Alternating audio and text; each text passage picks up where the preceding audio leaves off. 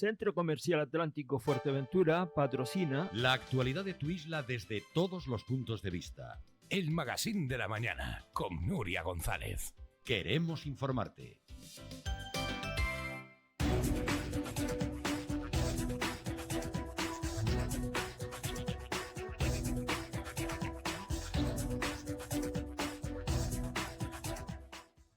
Bueno, seguimos recibiendo testimonios de los padres de niños que tienen algún tipo de trastorno o discapacidad, que siguen reclamando más ayudas, más protección, más empatía, no solamente por parte de la ciudadanía, sino de educación. Es el caso de la Asociación de Madres y Padres del Centro La Rosa de los Vientos, el Centro de Educación Especial en Puerto del Rosario, que de nuevo, porque no es la primera vez, vuelve a poner de manifiesto que sus hijos están en una clarísima desigualdad y educación sigue mirando o poniendo la espalda. Está con nosotros Laura de Gómez, bienvenida.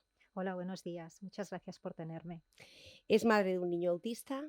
Sí, mi hijo tiene varias discapacidades y como su grado de discapacidad es muy fuerte, muy intenso, pues necesita de las atenciones de un centro de educación especial, como es el que tenemos aquí en Puerto del Rosario, que es el único centro que educativo que atiende a todos estos niños y niñas con pluridiscapacidades, con un aulario en La Lajita. ¿Vale? Entonces, bueno, en octubre, hemos sacado un comunicado de prensa porque queremos resaltar 3 puntos. Uno, que la Consejería de Educación del Gobierno de Canarias sigue sin resolver del todo la falta de personal del Centro de Educación Especial durante el curso escolar, que estamos ya casi terminando el curso escolar. Entonces, en octubre del 2022 se produjo una crisis tremenda donde llegaron a faltar hasta casi la mitad de la plantilla, 9 de 21 trabajadores, por la falta de planificación y de gestión efectiva de la Consejería de Educación. Y claro, esto ha tenido y tiene consecuencias negativas en la salud y en el bienestar de nuestros estudiantes, con diversidad funcional, de sus familias y el resto del personal del centro que estuvo trabajando sin descanso y haciendo tareas que no les correspondían sin recibir la remuneración compensatoria, que no debería suceder, que la Consejería de Educación ahorre dinero cuando es negligente. Pero eso pasa. Entonces, actualmente seguimos sin fisioterapeuta, ¿vale? Que estuvo unos días, entonces prácticamente todo el curso escolar. Y claro, nos preguntamos, ¿ha hecho la Consejería todo lo posible para resolver esta situación? Porque sí que sabemos que encontrar fisioterapeutas en Fuerteventura es complicado, pero ¿ha hecho todo lo posible? Y nosotros creemos que no, porque no ha buscado una solución conjunta a través de la Consejería de Sanidad como hace con otros especialistas, como por ejemplo el enfermero o los terapeutas ocupacionales, ¿vale? Entonces, para nosotros el no tener a un fisioterapeuta tiene pues efectos negativos. Tienen que tener en cuenta que, por ejemplo, todos los niños y niñas con discapacidades físicas, bueno, y psíquicas también, necesitan un fisioterapeuta porque a veces es el único fisioterapeuta que van a tener que les atienda, ¿vale? Y tengan en cuenta que, por ejemplo, tener un coche adaptado cuesta mucho dinero y no todo el mundo se lo puede permitir. Por lo tanto, estos niños hay veces que solamente salen al colegio porque vienen las guaguas y les recogen.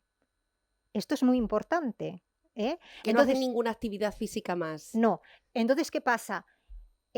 Si hay una ley, que la Ley de Educación y la Ley General de Derechos de las Personas con Discapacidad y de su Inclusión Social promueven que, por ejemplo, la Ley de Educación, que los centros que escolaricen alumnado con necesidad específica de apoyo educativo recibirán los recursos complementarios humanos y materiales necesarios para atender adecuadamente a este alumnado.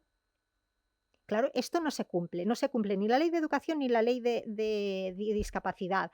hay que recordar también que el artículo 19 de la Ley General de las Personas con Discapacidad y de su Inclusión Social dice que es gratuidad de la enseñanza, Ajá. ¿vale? Entonces uno de los puntos que nosotros hemos sacado es que, bueno, primero hemos de agradecer a la Consejería de Educación porque este año comenzamos con el comedor escolar por primera vez en el centro, lo cual eso es positivo y siempre hay que estar agradecido de los progresos. Pero luego estuvimos haciendo cuentas y resulta que, bueno, y quiero comentar el peligro de las medias verdades. Las medias verdades, por ejemplo, la consejería subvenciona el comedor totalmente cuando la familia de 4 miembros tiene unos ingresos menores a 537,84 euros al mes, ¿vale? Una familia que esté cobrando 537,84 euros al mes, pues por supuesto que necesita todas las ayudas posibles. Desde luego. Pero entonces dices, bueno, ¿y entonces cuándo deja de pagar la consejería y cuándo paga el ciudadano de a pie? Pues cuando la renta de estos 4 miembros es superior a 1.345 euros al mes, ¿vale? Entonces, claro, yo quiero decir, la Consejería de Educación no está ayudando a las familias, porque ¿se puede aprender con el estómago vacío? ¿Vale? Yo creo que no. Y si la educación es gratuita en España, en teoría, Sí. tendrían... O sea, ¿por qué las familias han de pagar 76 euros al mes por hijo cuando cobran 1.345 euros? Esto está mal. Mientras un parlamentario canario cobra dietas teniendo un sueldo de 3.975 euros al mes. Eso está mal. Entonces, yo creo que sería una práctica sencilla. Y otra cosa importante. El AMPA es, la AMPA es apolítica. A nosotros lo que nos interesa es el bienestar de los niños y no tenemos ninguna otra agenda.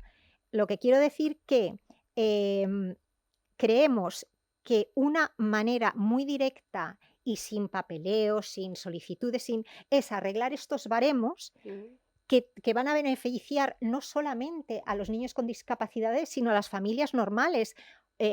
Señores, ¿cómo pueden ustedes apoyar a la mujer, a la familia, a que se tengan más hijos? Pues facilitando que los hijos, después de una pandemia, después de que estamos en unos tiempos de inflación, que manejen estos baremos, o sea, que los arreglen, que los ajusten a la situación actual.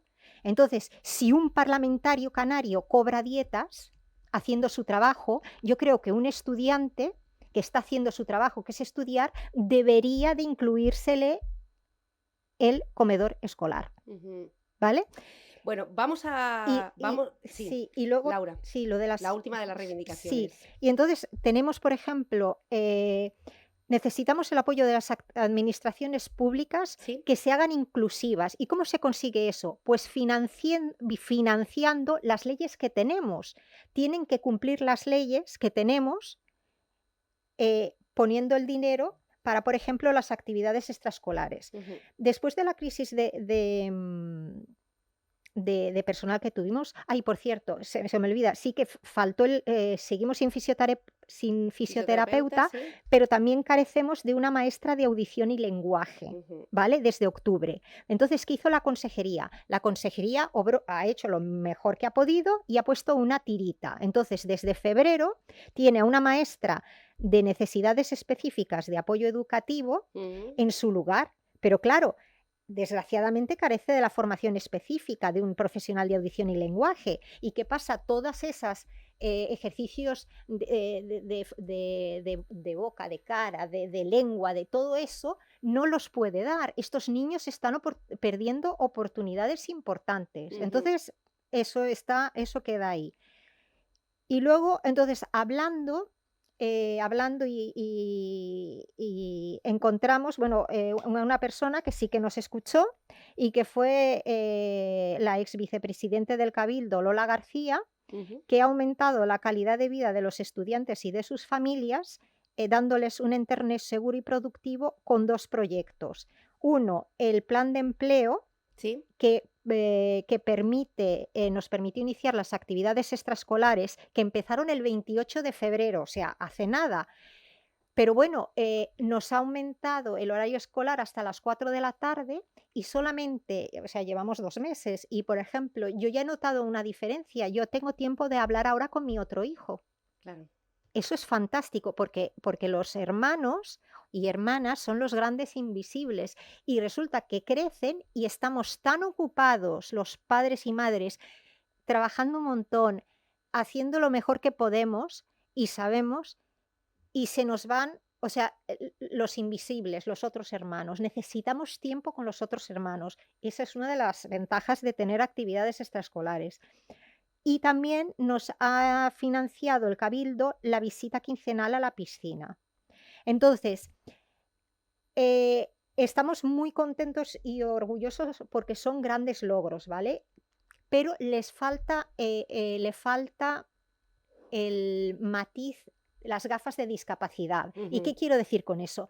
Que a nosotros un plan de empleo no nos sirve. ¿Por qué? Porque el plan de empleo es una medida económica para fomentar el trabajo, pero nosotros no queremos fomentar el trabajo. A ver, lo que queremos es ayudar a nuestros hijos para que desarrollen su máximo potencial. Mientras estamos consiguiendo mantener al personal, a un personal que es bueno y que necesitamos un buen personal, es que con el plan de empleo al año se te van. Entonces, ¿de qué nos sirve? ¿De qué nos sirve un plan de empleo cuando nuestros niños necesitan tiempo de adaptación y sufren cada vez que viene gente nueva? Claro, el plan de empleo no es la medida. Es una tirita, Es una tirita, Laura. y está bien, pero es insuficiente. Entonces, el próximo año, o sea, cuando se termine, ¿qué va a pasar? ¿Qué va a pasar en el futuro? Entonces, nos tememos que nos dejen sin actividades extraescolares porque las distintas administraciones públicas se van a estar diciendo, esta no es mi competencia, esta no es mi competencia, y al final te quedas sin. Entonces, aparte del... Gírese un poquito, por favor. Perdón. Aparte de frenar el desarrollo de los niños, ¿sí? También tener actividades extraescolares nos permite a las cuidadoras, que normalmente son las madres, tener una mínima oportunidad de acceder al mercado laboral, ¿vale? Y aumentas el nivel económico de la casa, y luego además te proteges en la vejez. Y claro, proteges indirectamente a la mujer para conseguir una mayor igualdad. Vale, Laura, yo creo que nos queda claro, porque además ha sido una feliz casualidad, quiero decir, que ayer también Tindaya, madre de un niño majorero, autista, viniera y explicara exactamente qué es lo que pasa cuando una familia recibe un diagnóstico de este tipo, ¿no? Y que desconocemos las familias que no tenemos a un niño con un tipo de trastorno de este tipo, y que muchas veces incluso llegaba a pedir ayer Tindaya que la empatía tiene que partir del propio centro, que los profesores no están formados en muchos centros para atender las necesidades especiales, que no hay coordinadores, personal de apoyo para tratar cuando hay que salir de un aula a otra, o incluso el acoso que ha recibido su propio hijo y otros niños, hasta el punto de que un niño trató de suicidarse en 2 ocasiones por rechazo social. Entonces, por eso digo, ha sido una feliz casualidad que ayer Tindaya y hoy usted, Laura, hayan tocado la puerta de esta casa para reclamar de lo que no hablamos nunca, que al fin y al cabo es lo que pasa en los centros de educación especial.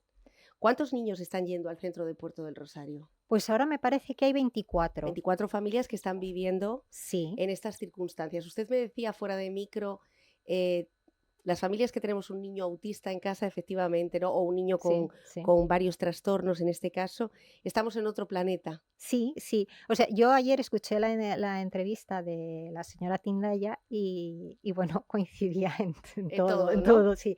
Entonces, lo bueno de tener un centro de educación especial, una de las ventajas de un centro de educación especial en comparación con un aula en clave, es que en el centro de educación especial hay varios profesionales de distintas áreas que si el ambiente es bueno, y suele ser,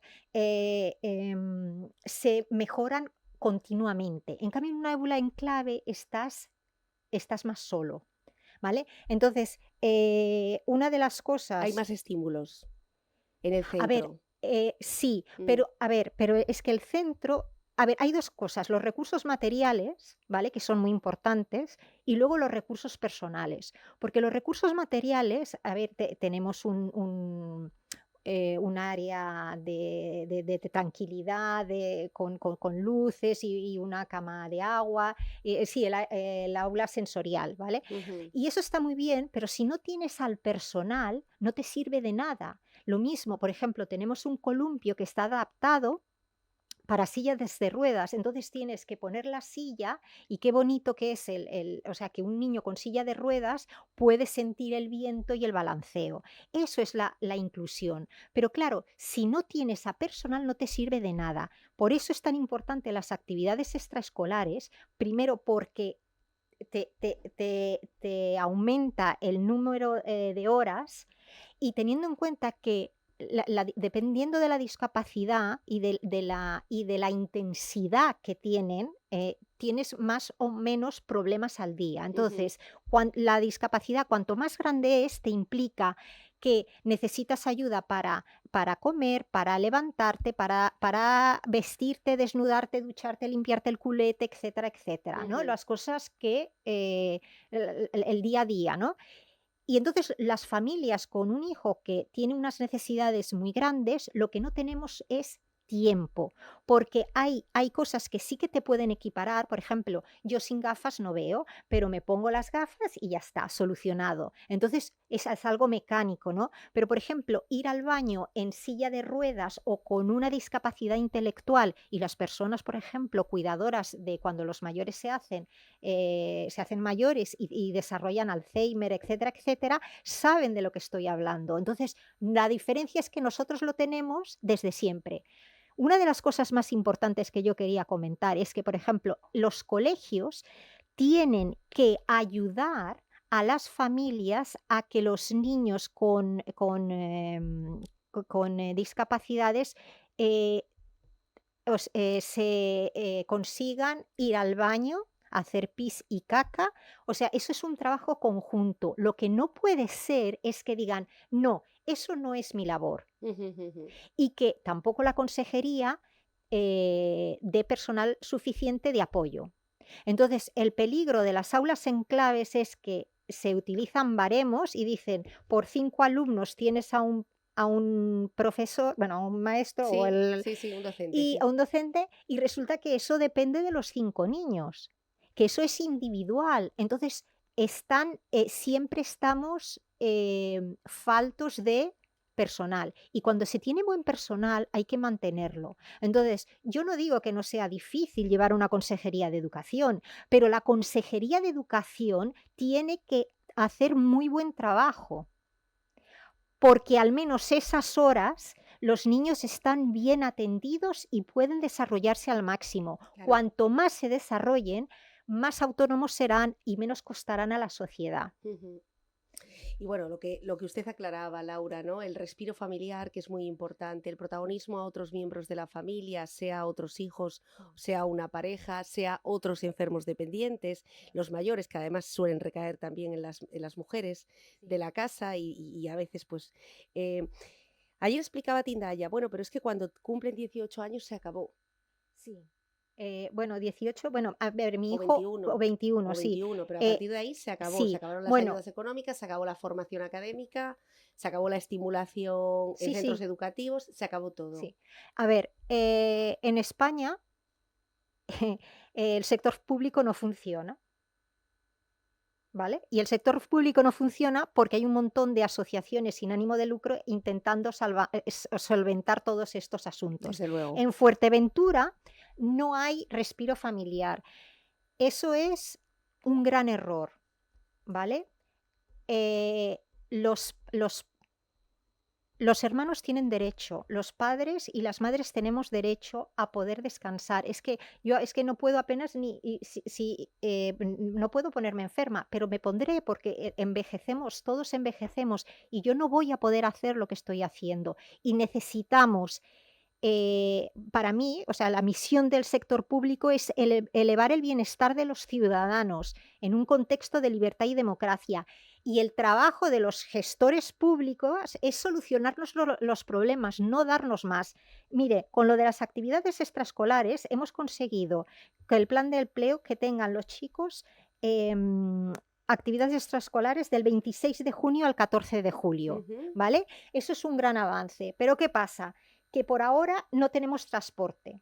Eso implica, ¿vale? Eso implica que si no hay transporte y los padres no tienen un coche adaptado, no pueden ir al centro. Entonces, nos tienen que dar transporte. Eso es la inclusión.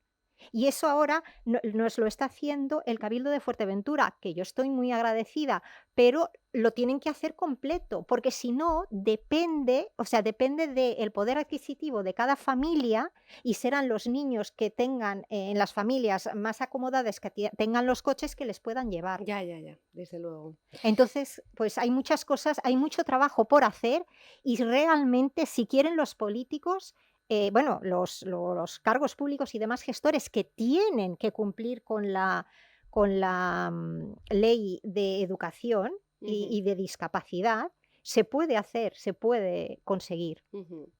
Sobre todo en el ejemplo que usted ponía, ¿no? A un representante político se le pagan dietas y sin embargo aquí no somos capaces ni siquiera de entender que el comedor tiene que estar incluido.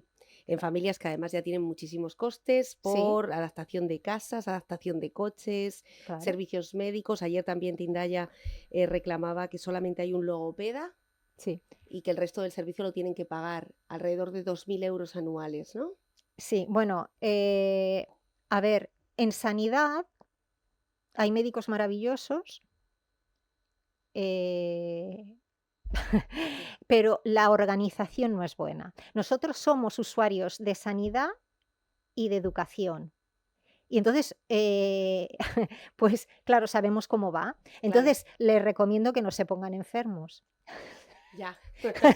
Claro, pero eso no es correcto. Hay que poner... Se refiere usted a los doctores, porque son pocos.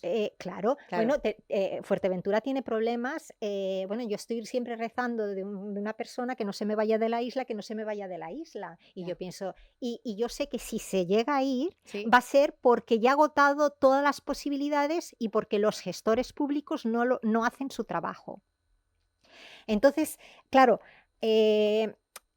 una de las cosas que a mí me hubiese gustado, a ver, los responsables, los gestores públicos tienen que aprender que es importante hacer un buen trabajo y no estar solamente en las buenas, sino en las malas. Si la consejera de Educación del Gobierno de Canarias hubiese venido en los momentos más fuertes de la crisis, que eso es duro, venir cuando las cosas no están saliendo bien, eso es una señal de liderazgo y de buen hacer.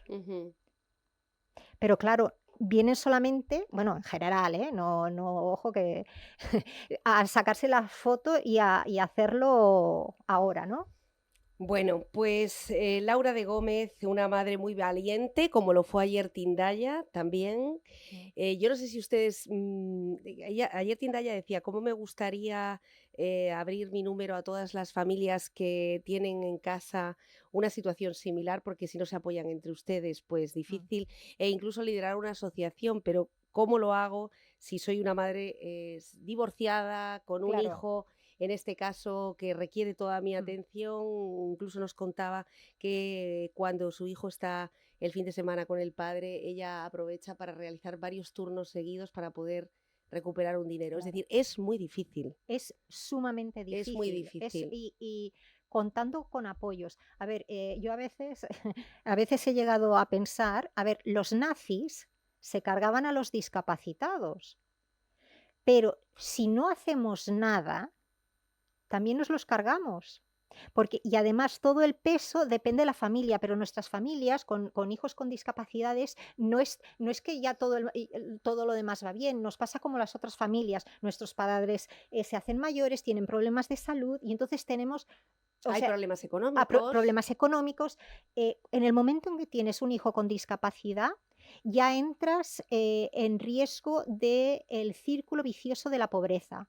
Que eso es una teoría económica que dice que, bueno, el origen es cuando no tienes formación o educación formal, ¿no? Ujú, ujú. Eh, y entonces va explicando el círculo peligrosísimo de la pobreza. Pero resulta que cuando, aunque tengas educación o una mínima posición económica decente, te viene un hijo con discapacidades, te viene una serie de gastos que no te ayudan. Por ejemplo, mire, los pañales, un niño de 10 años o una niña que no controle sus esfínteres, no lo hace por gusto. Claro. Entonces, eso tiene que estar cubierto enteramente.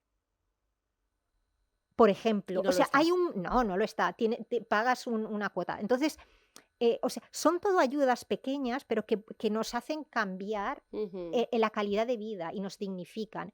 Yo soy madre, pero, es que lo oí, pero no soy mártir. ujú. Un ejemplo muy interesante de una madre canadiense ¿Sí? que es un hijo como, sí, pues, con muchos problemas de conducta, etcétera, etcétera, y no le ayudaba nada, nadie. Entonces llegó un día y ella no puede más y estuvo pidiendo ayudas a asuntos sociales, no sé qué, y no le ayudaban. Su hijo ya tenía la mayoría de edad y ella ya no podía más, deja al hijo en asuntos sociales y dicen, es mayor de edad, arréglense ustedes. Y claro, dices, Es decir, jo, no contemplaron su discapacidad. No lo eh, han contemplado. a ver, o sea, no le ayudaban, sí, no le ayudaban y ella estaba ahogada, porque por ejemplo, era madre o soltera o divorciada, no lo sé, me Ujú. refiero sola. Claro, es que que aún así, aunque esté el marido, o sea, yo hay veces que pensaba, necesito un matrimonio de 4 personas. Y no es por nada Ujú. divertido, sino porque necesitábamos manos. Yo este pensamiento lo he tenido, digo, Dios mío, 4 personas, ¿vale? Entonces, bueno, entonces va la madre y deja al hijo y le dijo: "Ya no es mi responsabilidad". Ujú. Y entonces, Asuntos Sociales se tuvo que mover a montar un dispositivo para ayudar a esta persona. Tenemos cargos públicos que tienen que cumplir con unas leyes que están bien escritas, pero nadie quiere financiar. Entonces, lo que no queremos desde el AMPA es que nos empiecen a decir de estas no es mi competencia y que hagan las cosas bien hechas. Las cosas Ujú. bien hechas se hacen con un buen equipo de trabajo y con gente creativa y que sabe de lo que está hablando. Laura, para terminar, Sí. ¿en qué lado queda la ayuda que también ustedes necesitan? La de los padres, la de los hermanos, la de los cuidadores. Eso, bueno, primero, eso casi en último lugar, porque primero tenemos que tener una buena consejería de educación y tener las actividades extraescolares y luego tendremos que ir añadiendo cosas, porque las generaciones futuras no pueden pasar lo que estamos pasando Bueno, si nosotros no tiene ahora. tiempo de horas de vida, Claro. pues cuanto menos como para ir a una terapia, ¿no? Donde desahogarse. ¿Quién cuidaría de su Ah, hijo, entre tanto? pues a ver, es que nos lo compaginamos entre mi marido y mi otro hijo, pero mi otro hijo no es responsable de su hermano. Claro. Es que no podemos utilizar al hermano, no, nuestro hijo con discapacidades es responsabilidad nuestra, pero, y ojo, hay una diferencia tan grande con un niño de su misma edad, sin problemas, que ahí está la equidad, ahí es donde el sector público nos ha de ayudar a quitar esa brecha. ¿Y cómo se hace eso? Con respiro familiar, con buena educación, con buenas actividades y cosas, o sea, y cosas pensadas. Ujú, Por cierto, no podemos, o sea, porque claro, es que no nos pueden curar a nuestros hijos, ujú, ujú. ¿vale? Pero sí hay materiales y sí hay personas humanas. Sí, Entonces, ayudas, una red de sí, apoyo, que sí, es y de lo que además se trata las políticas públicas. no estamos inventando nada. Está Ujú. ya hemos, entonces es Sí, que hacerlo. se ha aprobado, pero no se ha ejecutado. No se ejecuta. Exacto, exacto. Entonces, pues que los señores políticos, nuestros hijos y nuestras hijas con discapacidades son ciudadanos, necesitamos mucha más ayuda y mucho más apoyo, hagan su trabajo, Desde luego. cumplan con la ley y serán más felices. Y serán más felices, Sí. sobre todo porque le devolverán a la sociedad lo que la sociedad les ha dado, que es el voto, ¿no? Y la confianza como para dedicarse a estas cosas, también a estas cosas. Ayer Tintaya y hoy Laura de Gómez, A usted. muy agradecida, además de visibilizar este tema que, como digo, a no ser que ellos vengan a contarlo, es imposible conocer lo que se vive, cómo lo viven, qué necesidades tienen. Son una parte chiquitita de la sociedad, pero que necesita la ayuda de todos nosotros. Bueno, pues ahí está. Esas son las condiciones del Centro de Educación Especial de alrededor de 25 familias solo en Puerto del Rosario, que, como ven, no están recibiendo ni siquiera, según han testimoniado los padres, los progenitores, la posible reunión, la escucha activa por parte de educación en estas necesidades. Seguiremos muy pendientes de este tema, Laura. Gracias y gracias por esa sonrisa. Vale, Gracias. a ti. Y a ustedes ahora sí, muy buenos días. Pasen un estupendo fin de semana. Nosotros estaremos donde están ahora mismo también nuestros compañeros, una parte del equipo de Onda Fuerteventura, en la Feria Insular de Artesanía, desde donde vamos a darles una intensísima cobertura durante el sábado y el domingo. Sean felices.